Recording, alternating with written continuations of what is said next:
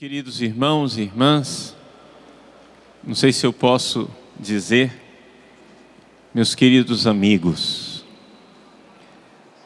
hoje nós continuamos nesse acampamento falando de amizade, mas para que nós tenhamos um conhecimento mais profundo do que é a nossa amizade com Deus, nós precisamos tratar um tema um pouco desconfortável.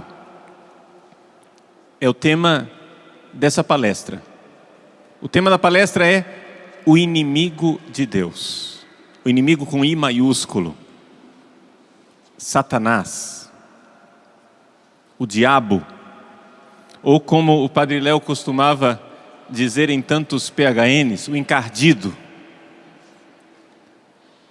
Por que é que no acampamento sobre a amizade eu vou falar do inimigo? Porque não existe método melhor para nós cultivarmos a amizade com Deus do que a gente estudar exatamente como é que se faz para perder a amizade com Deus. Porque se a gente sabe por onde a gente não deve andar, então a gente tem mapeado o caminho seguro, o caminho por onde a gente pode passar. Então, para nós aprendermos a ser amigo de Deus, é necessário nós nos colocarmos diante da realidade da inimizade com Deus. O catecismo nos diz que com o pecado mortal, nós perdemos a amizade com Deus.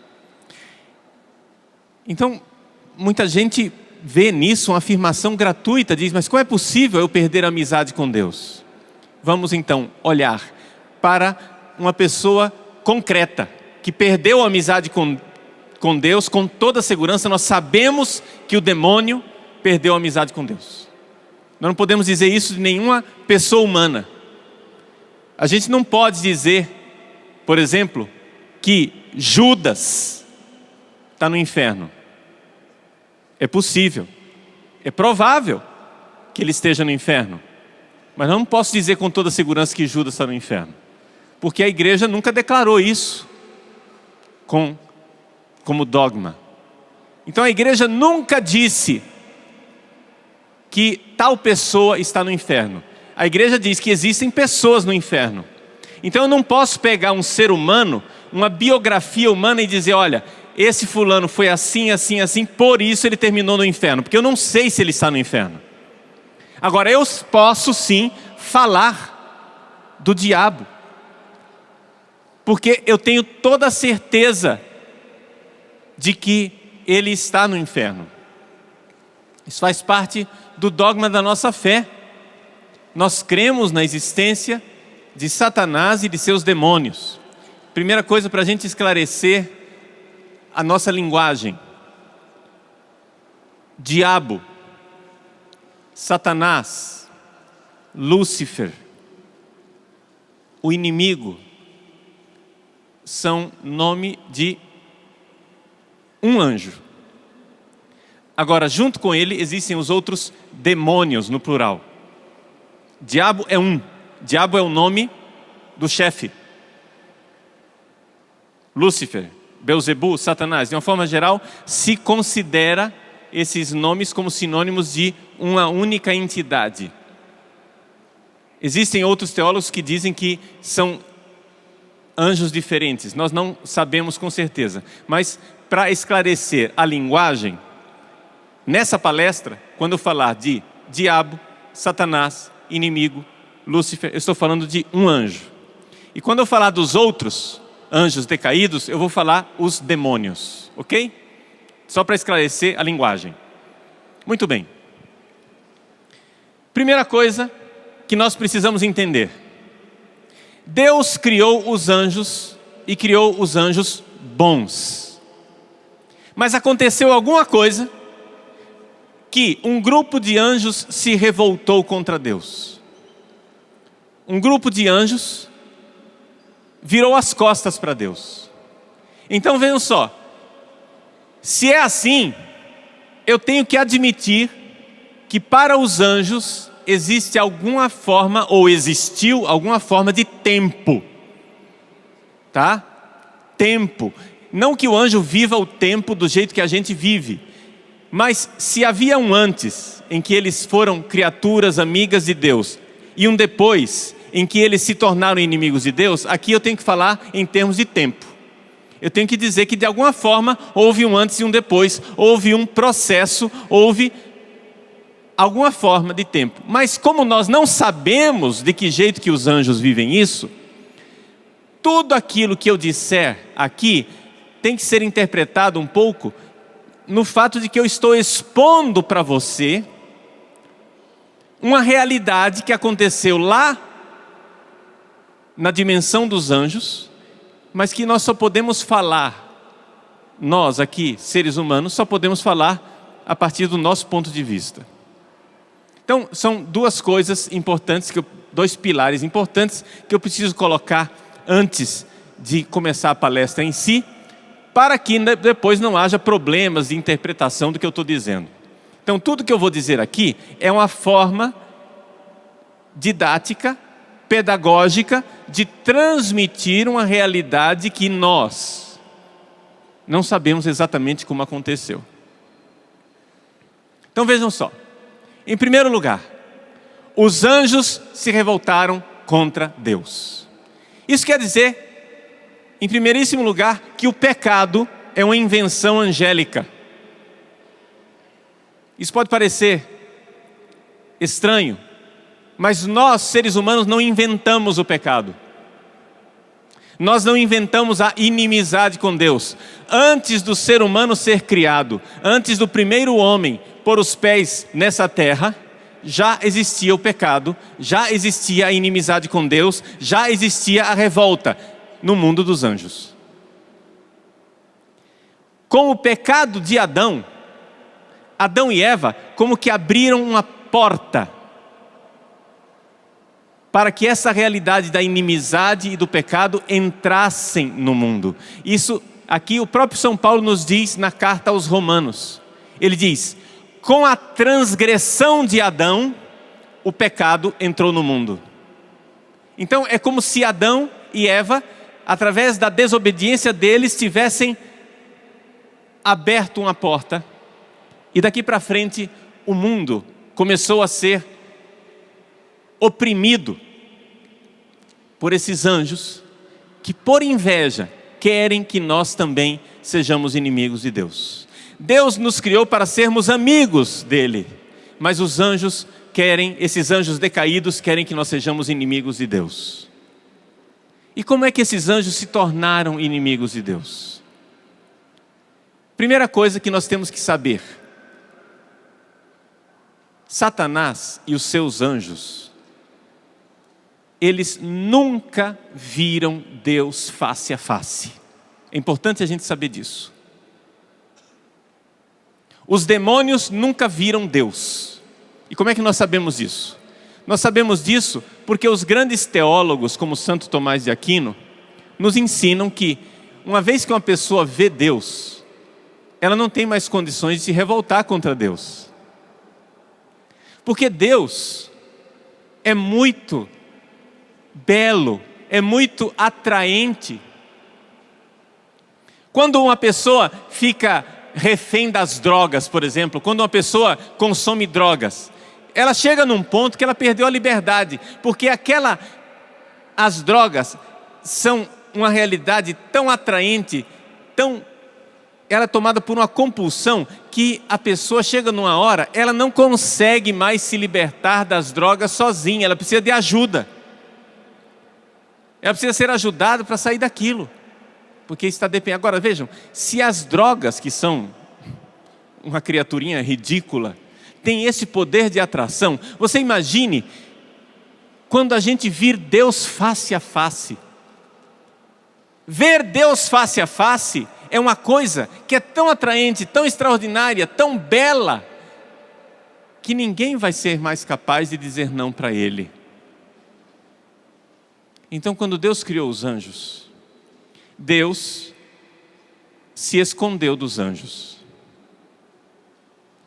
Quando Deus criou o anjo, ele quis que o anjo mostrasse o amor dele livremente. Por que é que Deus se escondeu? Porque ele é mau? Não, Deus se escondeu porque somente assim é possível que nós, criaturas, amemos a Deus. Olha só, eu falei para você que isso ia ensinar você a ser amigo de Deus. E olha só a primeira dica importante para você. Deus é nosso amigo e Ele quer que nós sejamos amigos dEle. Ele nos ama, Ele quer que você o ame de volta. E exatamente por isso, Deus se esconde. Deus se esconde de você, por quê? Porque se Ele se mostrar, você não é mais livre. Se Deus mostrar para você, aparecer para você, você não vai ter mais a liberdade de dizer, não quero. Então, Deus se esconde para dar a oportunidade da gente mostrar o nosso amor para Ele e por Ele. Se Deus aparecesse aqui para todos nós nesse momento, vocês estão entendendo o que é que eu estou falando?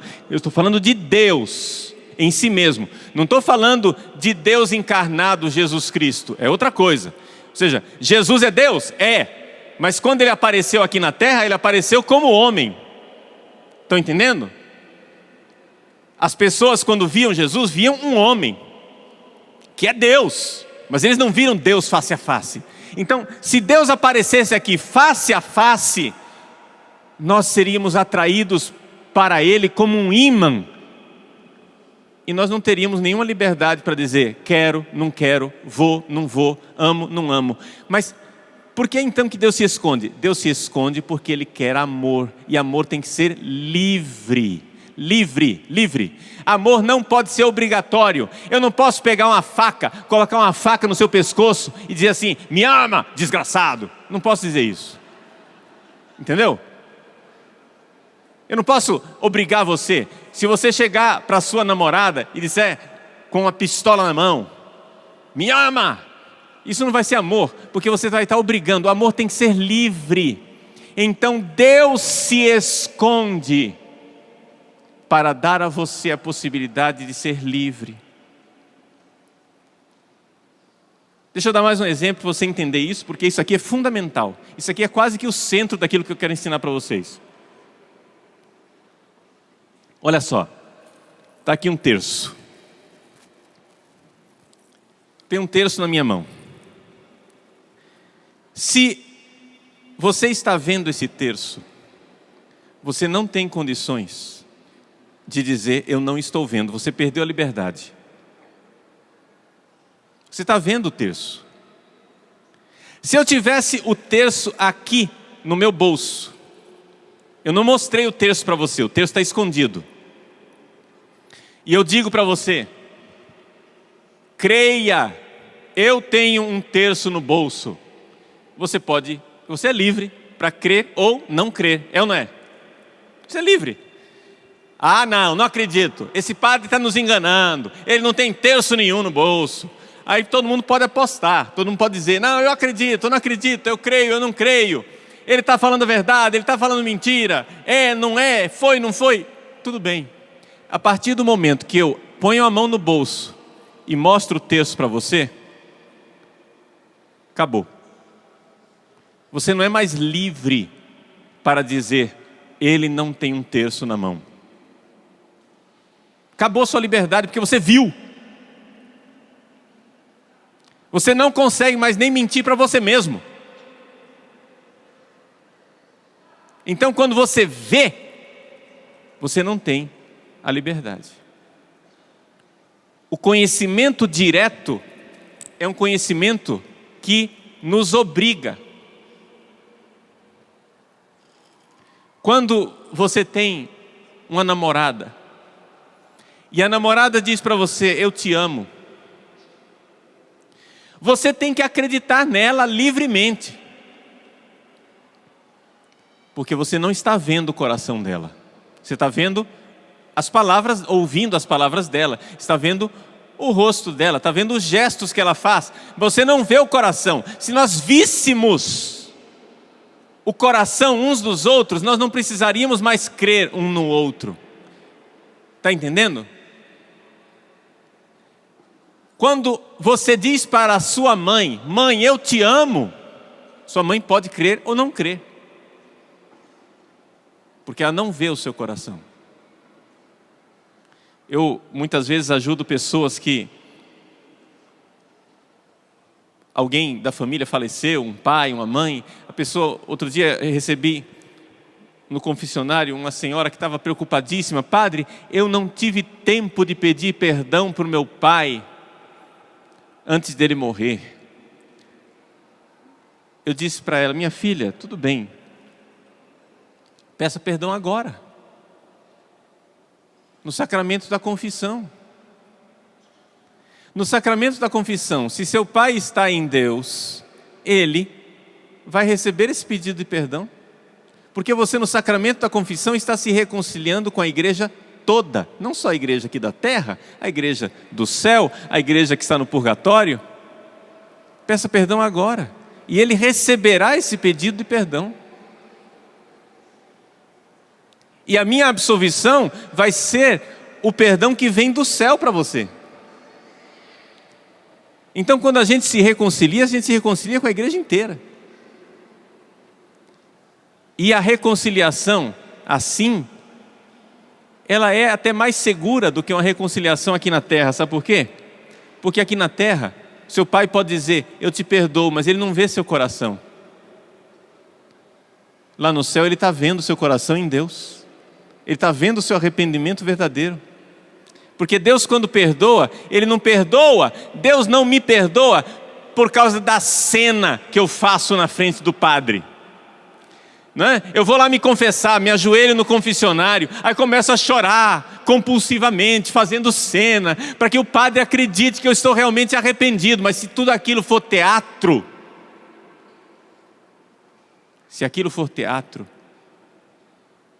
eu não estou recebendo perdão. Porque eu posso fazer cena para o padre, eu posso fazer aparência para o padre, eu engano o padre que não vê meu coração, mas Deus eu não engano. É interessante como os santos, quando as pessoas são santas, elas começam a viver já aqui na terra um pouco daquilo que vai ser no céu. E o que é que vai ser lá no céu?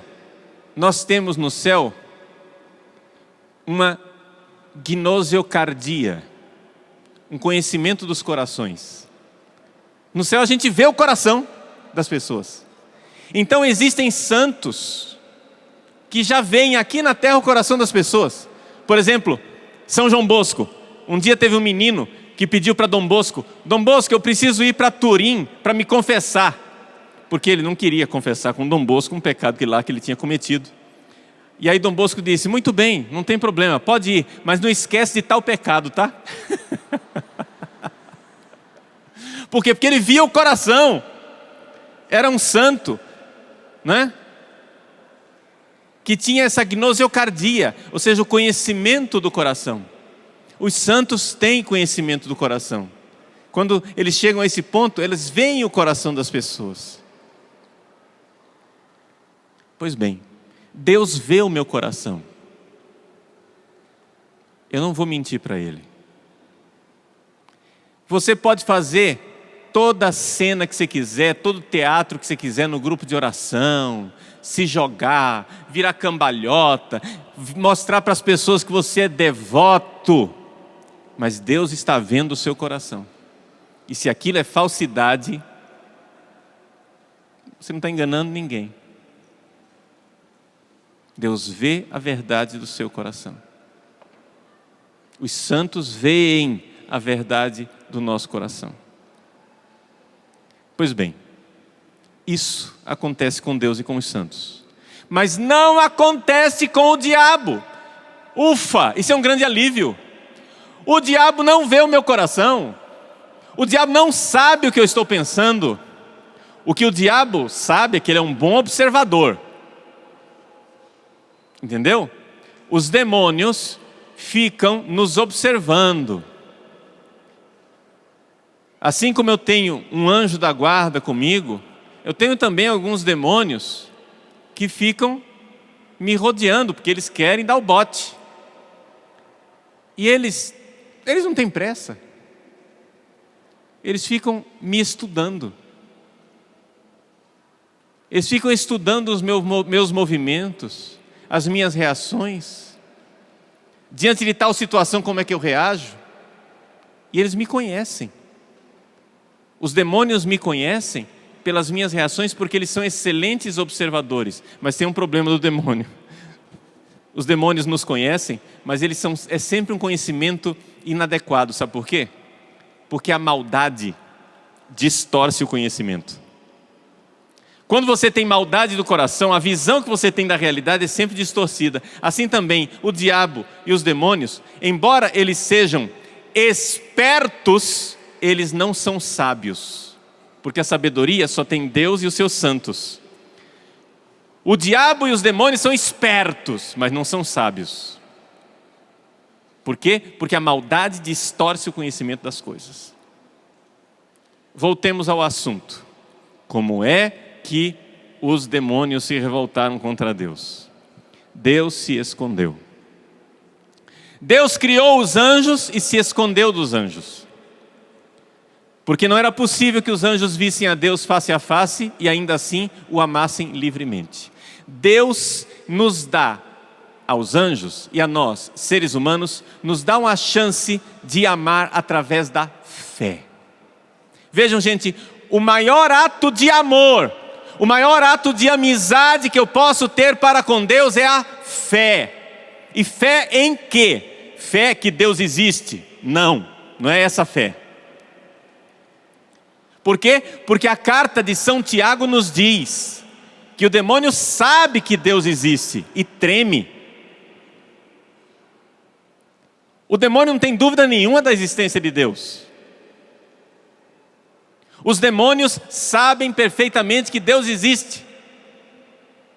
Satanás e os seus anjos sabem que Deus existe, mas não têm fé. Fé em quê?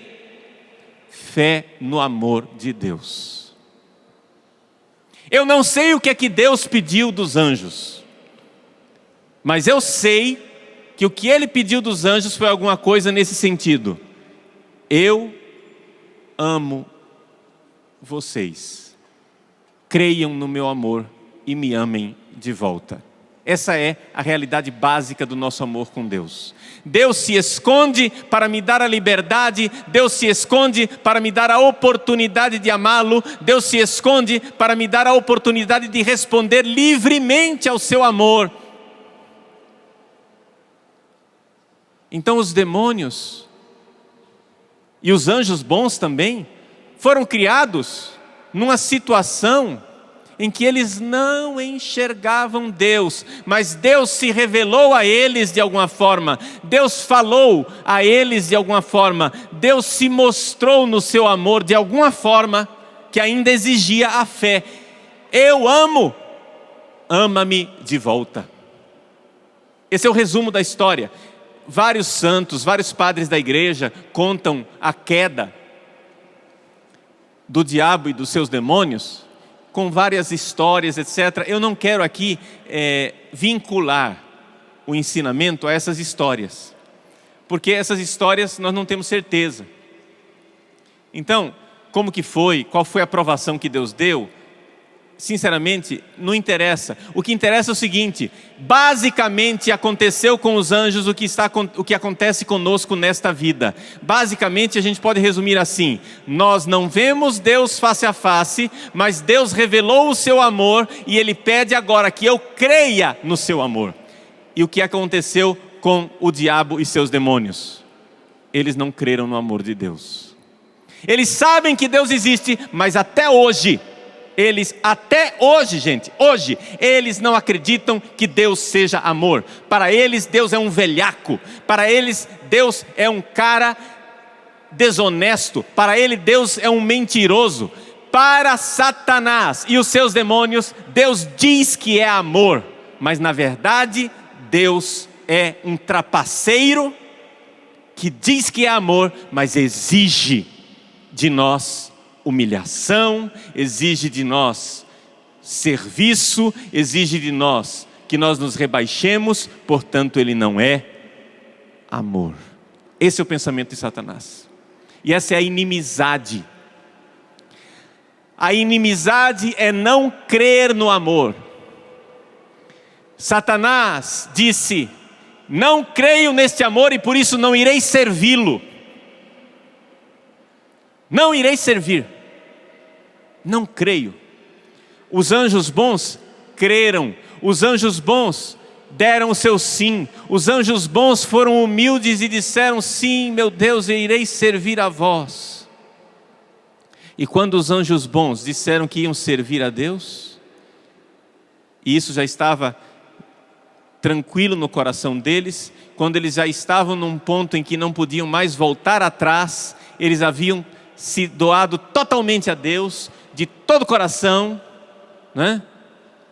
Com todo o seu amor. Quando os anjos se deram totalmente a Deus, Deus então abriu a porta do céu e deixou que eles o contemplassem face a face. E hoje os nossos santos anjos vivem aquilo que está escrito nas Sagradas Escrituras. Quando Jesus disse: não escandalizeis um desses pequeninos, porque os seus anjos veem a Deus face a face. Os nossos anjos veem a Deus. E isso já coloca os nossos anjos nessa luta que nós temos entre o bem e o mal. Isso coloca os nossos anjos numa posição de vantagem enorme. Eles têm, olha, vai comparar os nossos anjos bons com Satanás e os seus demônios, mas é um negócio assim de fazer rir.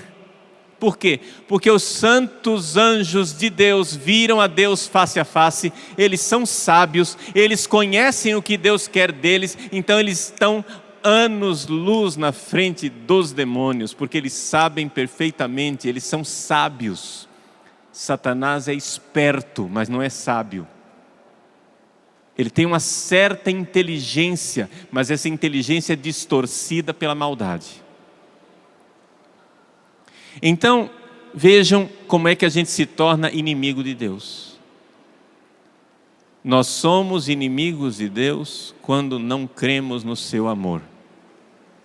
Aí, atenção, está o centro daquilo que eu queria ensinar para vocês e quero ensinar hoje. E gostaria que você prestasse bem atenção, porque isso é uma coisa muito prática na sua vida. Nós estamos na situação dos anjos quando eles foram criados. Nós não vemos a Deus face a face. Amém? Tranquilo? Não vemos a Deus face a face. E por que é que nós não vemos a Deus face a face?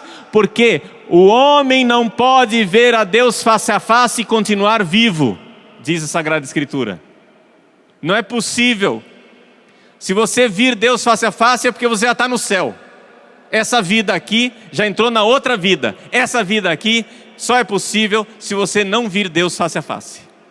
E é nessa vida aqui que você deverá crer em Deus. Se você não vê face a face, você é livre.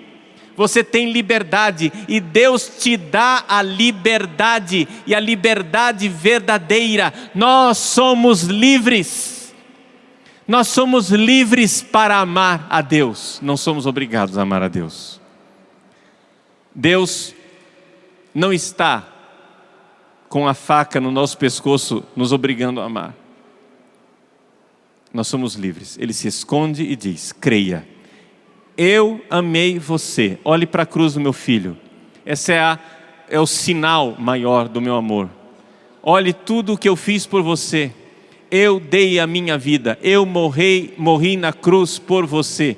Aquela música do Martim Valverde, né? Ninguém te ama como eu. Olhe para a cruz, foi por ti, porque eu te amo. É Jesus dizendo para você: eu amo você. No entanto, uma pessoa pode olhar para a cruz e não crer. É ou não é verdade? Por quê? Porque na cruz você vê o gesto de amor, na cruz você vê o sinal do amor, mas você não vê o coração. Portanto, na cruz, você pode crer naquele amor ou não crer naquele amor. E se você não crer nesse amor, você está se colocando na posição do inimigo. Aqui que está a dificuldade. Gente, é mais fácil você se tornar inimigo de Deus do que você pensa. E é isso que eu quero transmitir isso para você. Quero transmitir isso para você nessa palestra. Que isso caia no seu coração. Vamos ver aqui. Vamos para a prática. Quem tem sofrimentos na vida, levanta a mão. Nossa, que povo sofredor, hein? Você tem sofrimento na vida? Tem gente que tem sofrimentozinho, né? Tem gente que tem sofrimento. Tem gente que tem o sofrimento da moléstia dos cachorros, do cão dos infernos, da gota serena.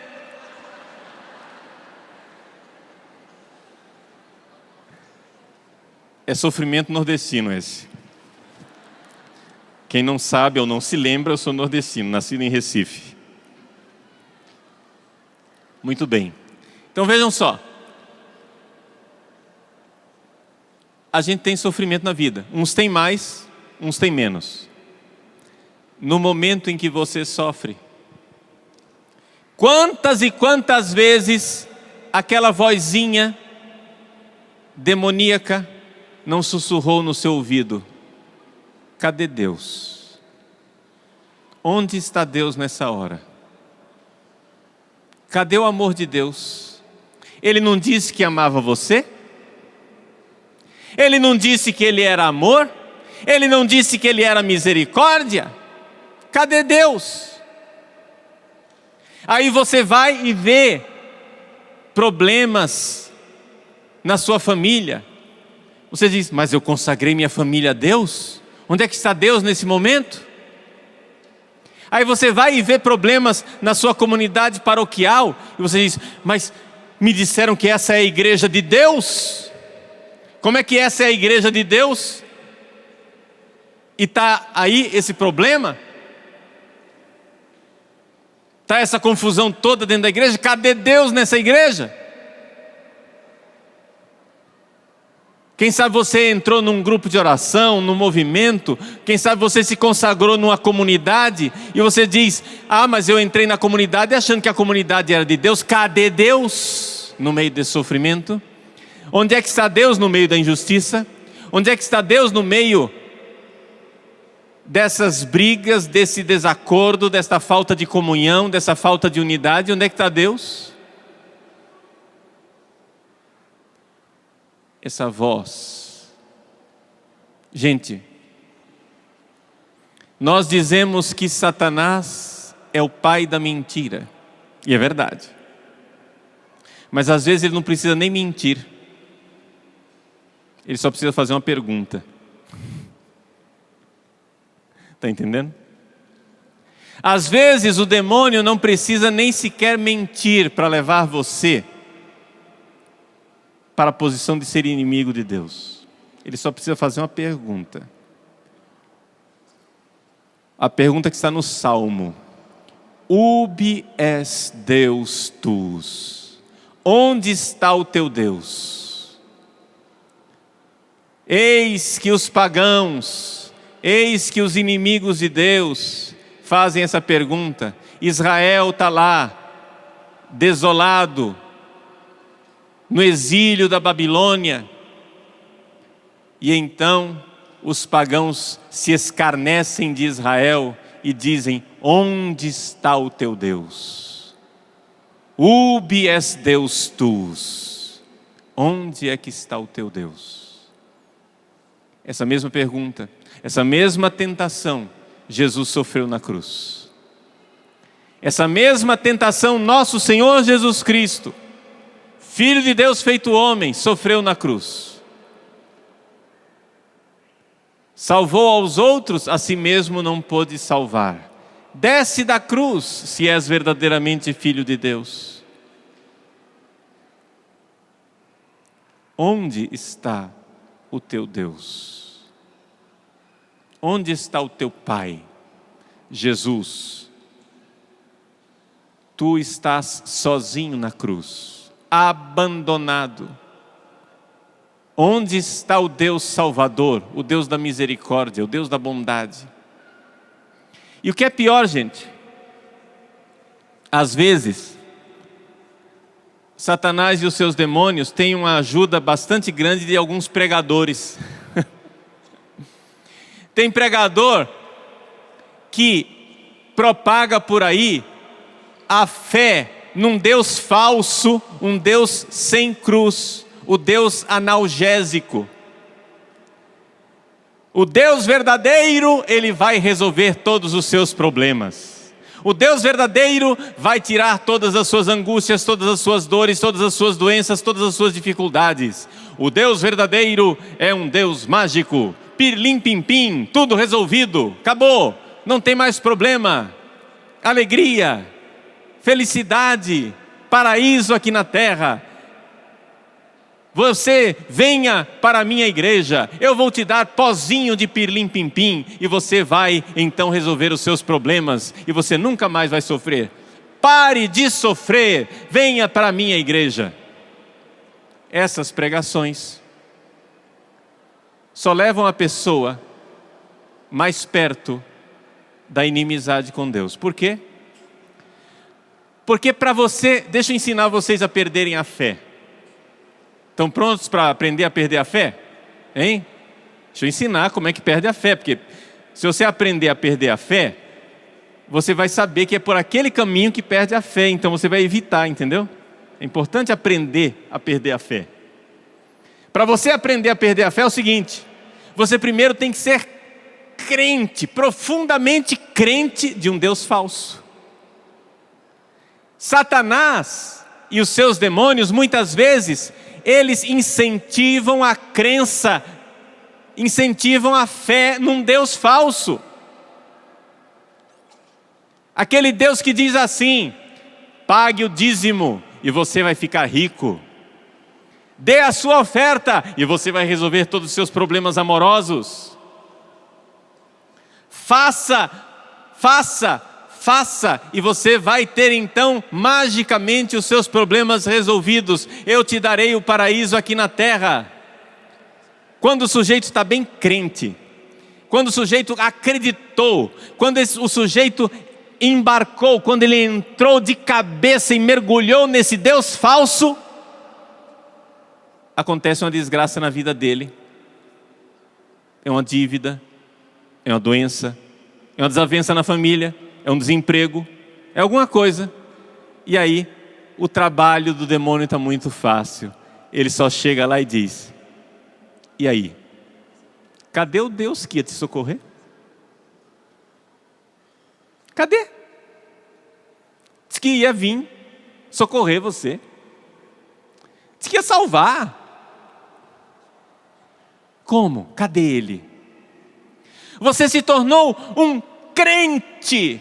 Você se tornou uma pessoa totalmente devotada a esse Deus. Você deu o seu tudo. Você deu o seu tudo. Você derramou tudo. Você deu todos os seus bens, toda a sua família, entregou tudo para esse Deus. Quando o primeiro sofrimento te visita, vem um diabinho com uma pergunta: e aí?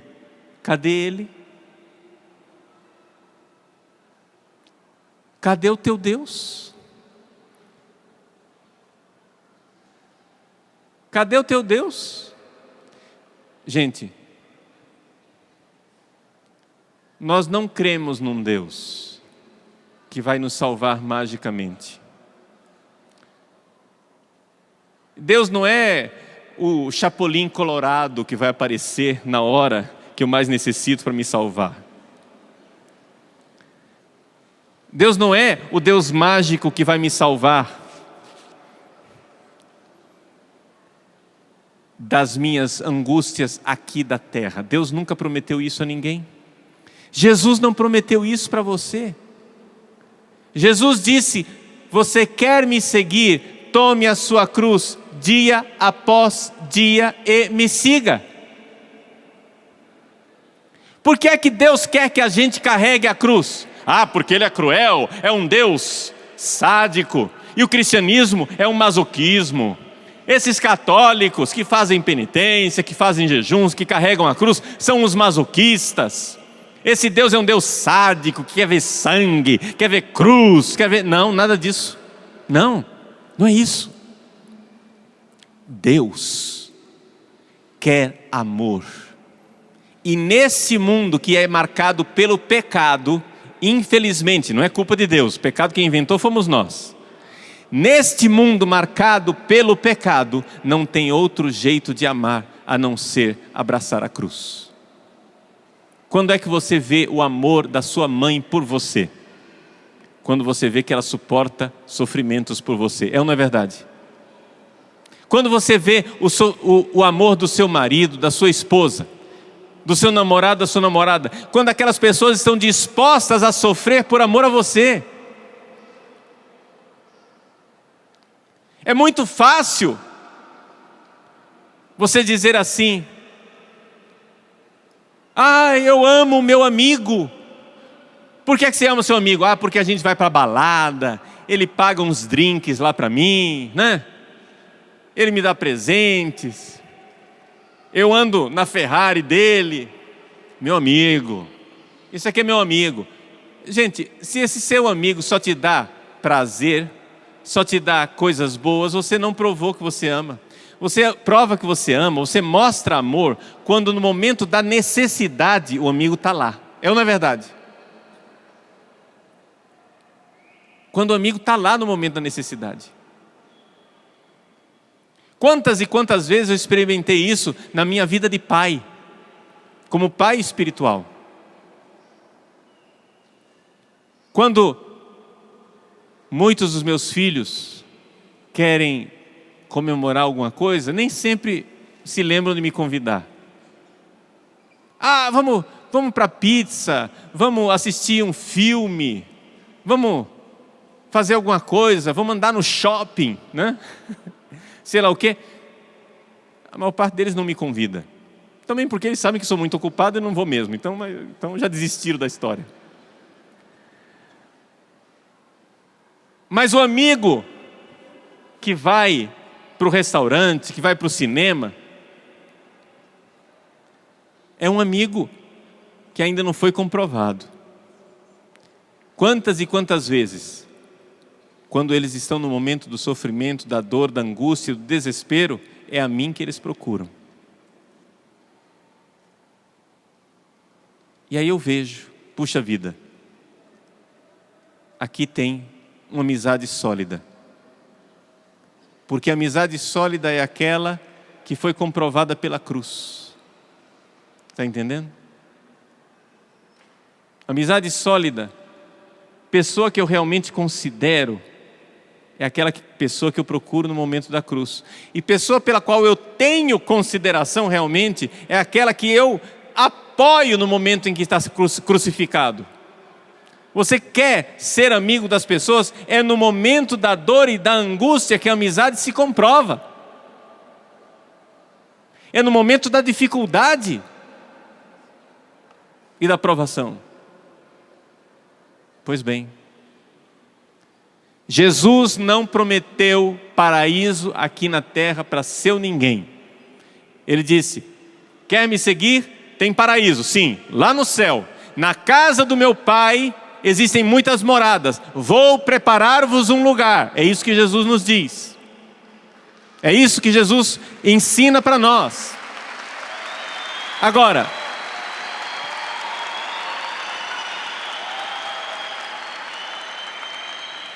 nós precisamos entender que neste mundo aqui, Deus esconde o seu rosto, porque Ele quer que nós o amemos. Então, na hora da provação, na hora da cruz, na hora do sofrimento, é ali, é nesta hora que eu devo mostrar o valor da minha amizade por Deus. É nesta hora que eu devo mostrar a solidez da minha amizade por Deus. É nessa hora que eu tenho que olhar para Deus e dizer: Senhor, eu não vos compreendo, mas eu não irei desistir de vós, porque vós não desististes de mim. Deus não desiste de mim, porque eu desistiria dele. Ele tem uma aliança comigo, uma aliança de sangue, onde Ele derramou o seu próprio sangue. Deus derramou o seu próprio sangue por mim. Então, meu irmão, minha irmã, se Ele sofreu por você, por que você não está disposto a sofrer de volta? Por que você não está disposto a sofrer por Ele? Como é que Satanás se tornou inimigo de Deus? Satanás se tornou inimigo de Deus porque ele não acreditou no amor de Deus, não creu no amor de Deus, porque ele não estava vendo. Deus deu sinais de amor, mas ele disse: não creio, não servirei, não acredito. Então por isso, exatamente por isso, Satanás se tornou inimigo. Meus irmãos, o pecado é um ato de rebelião e de revolta contra Deus. Algumas pessoas perguntam: padre, qual é a diferença entre um pecado mortal e um pecado venial? Pecado mortal é aquele no qual você perdeu a amizade com Deus. Ah, mas quer dizer que Deus me abandona? Não, não é Deus que te abandona, você que abandonou Deus. Entende? Quando a gente perder a amizade com Deus, a amizade é uma rua de mão dupla. Deus ama você, mas você tem que amar de volta. Se Deus ama você, mas você não ama de volta, você não é amigo de Deus. Se Deus ama você e você odeia Deus, você é inimigo de Deus. Porque é exatamente isso que acontece com Satanás. Deus ama Lúcifer. Não ama o que ele está fazendo, não ama o pecado dele, não ama a revolta dele, não ama. Mas Lúcifer é uma criatura de Deus e Deus o ama, Deus o amou e continua amando. Acontece que Lúcifer odeia Deus. Lúcifer não crê no amor de Deus. Lúcifer olha para o céu e diz: ele é um velhaco, ele é um trapaceiro, um mentiroso. Ele diz que ama, mas não ama coisa nenhuma. Ele diz que ama, mas na hora do vamos ver, ele nos abandona. Ele diz que ama, entenderam? Lúcifer duvida de Deus. Lúcifer não somente duvida, ele tomou uma firme decisão de odiar Deus. Por isso tornou-se inimigo de Deus. Ora, o pecado mortal é o pecado que nos faz inimigos de Deus. E o pecado venial é uma falha no meu amor, é uma falha na minha caridade, mas ainda não me fez inimigo de Deus. Vamos fazer uma comparação para você entender? É como se fosse assim: você abraça um amigo. Você já experimentou abraçar uma pessoa e a pessoa não corresponder ao abraço? Né? Tem gente que é assim, você abraça, ele fica lá feito um toco. Não abraça de volta. Parece que você está abraçando uma coluna. Então, a amizade com Deus é quando Deus me abraça e eu abraço Deus de volta. O pecado venial, o que é? Quando Deus me abraça e eu falho na minha resposta, mas eu continuo lá sendo abraçado por Ele. Pecado venial é ser abraçado por Deus, mas não corresponder. Eu estou meio rígido, esse é o pecado venial. Eu não estou correspondendo ao amor de Deus. É uma falha na caridade. Uma falha num ato de caridade. Ato de caridade. Mas o pecado mortal é como se Deus estivesse te abraçando e você, revoltado, se desvencilha daquele abraço e começa a dar chutes e vira as costas para Deus. Esse é o pecado mortal. É uma revolta contra Deus. Então, existem pecados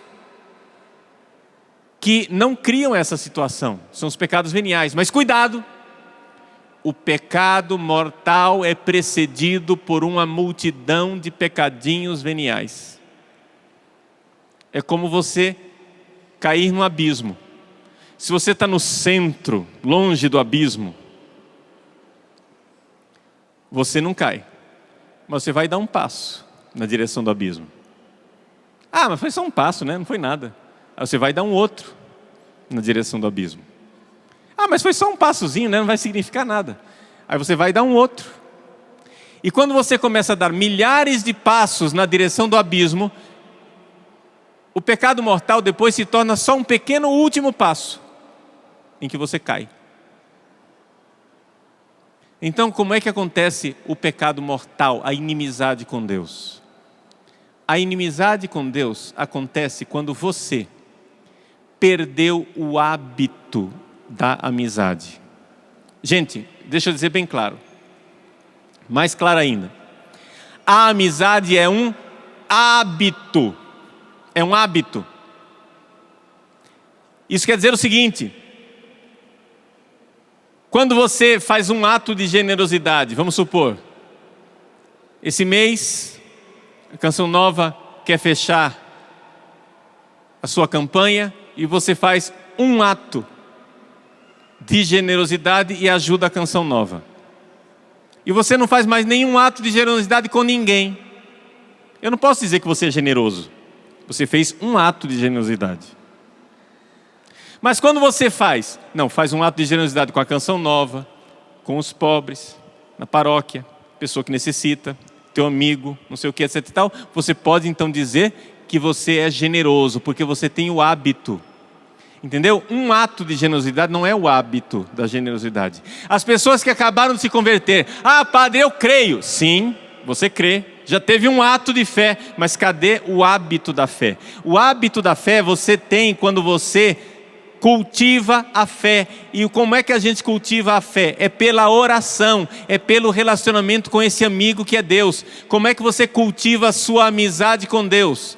Não tem como você ter um amigo que você nunca telefona, nunca fala com ele, não quer saber se ele existe, quer que ele exploda. Não tem o hábito da amizade. Está entendendo? A amizade precisa ser cultivada, por isso é evidente que existe um número limitado de amigos na nossa vida aqui. Nesse mundo existe um número limitado de amigos. Por quê? Porque ninguém dá conta de ser amigo de 10 mil pessoas. Está entendendo? Como é que você é amigo de 10 mil pessoas? Pode ter uma amizade no sentido mais amplo. Ah, não, porque, veja só, nós rezamos pelo Senhor, Padre Paulo, e o Senhor prega para nós, então o Senhor está fazendo bem para nós e nós estamos fazendo bem para o Senhor, nós temos uma amizade espiritual. Ótimo. Tem uma amizade, claro, sem dúvida nenhuma. Quantas e quantas pessoas eu conto com essa amizade espiritual delas, mas a amizade no sentido de contato pessoal sempre tem um limite. A amizade espiritual não tem limite. Amizade espiritual, eu sou amigo da Canção Nova, não tem limites. Milhões de pessoas são amigos da Canção Nova. Por quê? Porque é uma amizade espiritual. Vocês fazem o bem à Canção Nova, rezam pela Canção Nova, sustentam a Canção Nova, pagam a campanha todos os meses, não sei o quê. Então você tem amizade com a Canção Nova. E a Canção Nova retribui isso, mostrando que é amiga. Como? Dando pregação, dando para vocês a doutrina da igreja, dando aquilo que é a doutrina segura, né, da igreja, dando os sacramentos, momento de adoração, terço, etc. Tudo aquilo que a Canção Nova faz. Tem uma amizade, mas amizade espiritual. A amizade concreta de convívio é uma coisa que tem limite, porque tem que ter a correspondência. E eu não tenho tempo hábil para corresponder com 10 mil pessoas, 10 milhões de pessoas. Estão entendendo a diferença?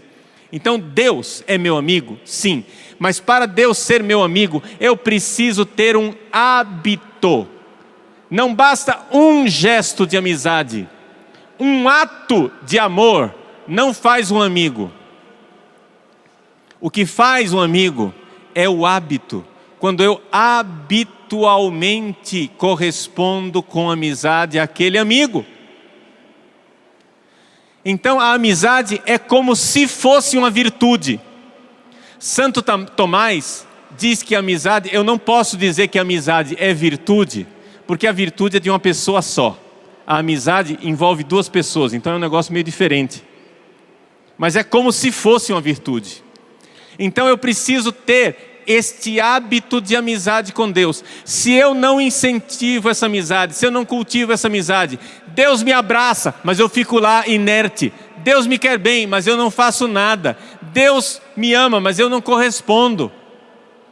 Lá pelas tantas, você vai ficando incomodado por aquele abraço, e você quer se desvencilhar, e se torna inimigo de Deus. Então muitas pessoas se revoltam com Deus por isso, porque não cultivaram a amizade com Ele.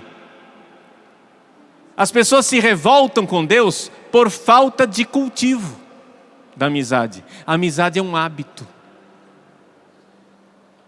Então, vejam o que é que nós aprendemos hoje. Para amarrar tudo isso numa realidade bem prática. Deus é invisível. O amor de Deus me dá sinais, mas eu sou livre para não crer. Por isso, eu posso usar essa minha liberdade para não crer no amor de Deus e me tornar um inimigo de Deus. Ou eu posso usar a minha liberdade para dizer eu creio. Mas um ato de amizade com Deus ainda não fez essa amizade. Eu preciso construí-la passo a passo. Eu preciso construir a minha amizade com Deus numa repetição de gestos de amizade para com Ele, porque vai haver um momento em que virá a provação. Vai haver um momento em que vai vir aquela tentação. E naquela tentação, o inimigo vai tentar me arrastar para o lado dele, para que eu não creia no amor de Deus, e eu fique revoltado com Deus, eu fique magoado com Deus, eu fique com raiva de Deus. O pecado mortal é esse pecado de revolta contra Deus. Onde você queria eu quero que a vida seja assim, e Deus não quer, eu estou com raiva dele. Vejam onde é que está o pecado mortal. O pecado mortal diz assim: eu quero ser Deus no lugar de Deus. O pecado mortal diz: eu é que sei como o mundo deveria ser, e Deus fez esse mundo errado. Vejam que isso é mais comum do que a gente pensa.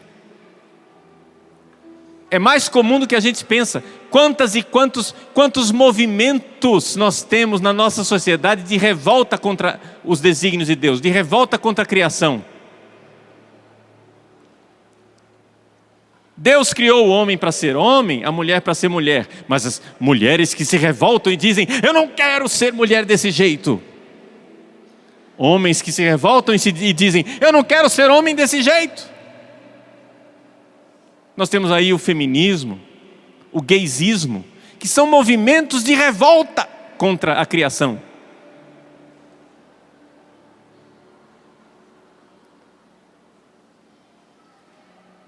Você tem uma relação sexual e engravida.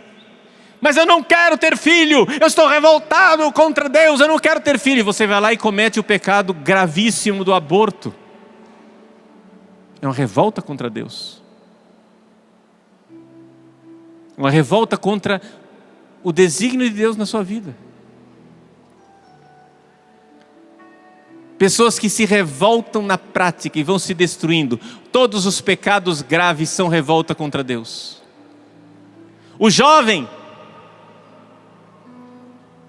que deve guardar a castidade, mas ele se revolta e diz: não, por que eu tenho que guardar a castidade? Eu não quero guardar a castidade de coisa nenhuma, eu quero transar quando eu quiser, do jeito que eu quiser, na hora que eu quiser. E se revolta contra o desígnio de Deus.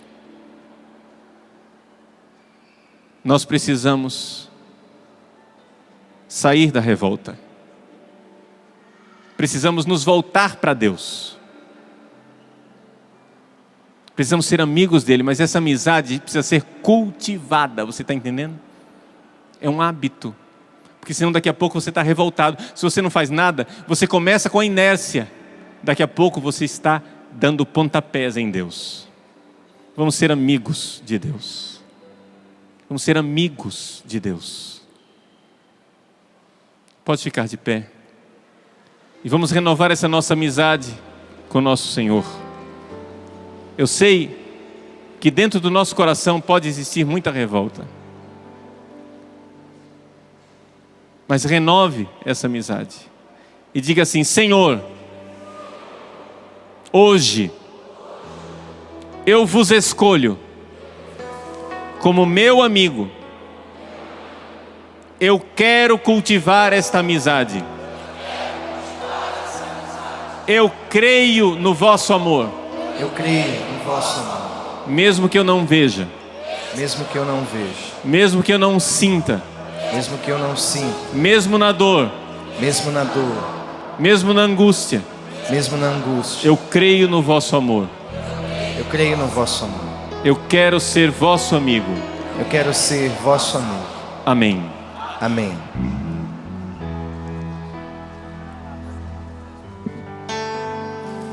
Pare de se maltratar. Não queira aos outros culpar. Diga por hoje não. Por hoje eu não vou mais pecar. Estenda a sua mão e abra o seu coração. Volta no teu Senhor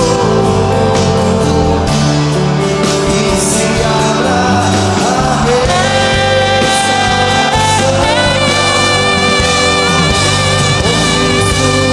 você vai superar todas as barreiras, passar todo o pecado, vencer. Um novo homem vai nascer.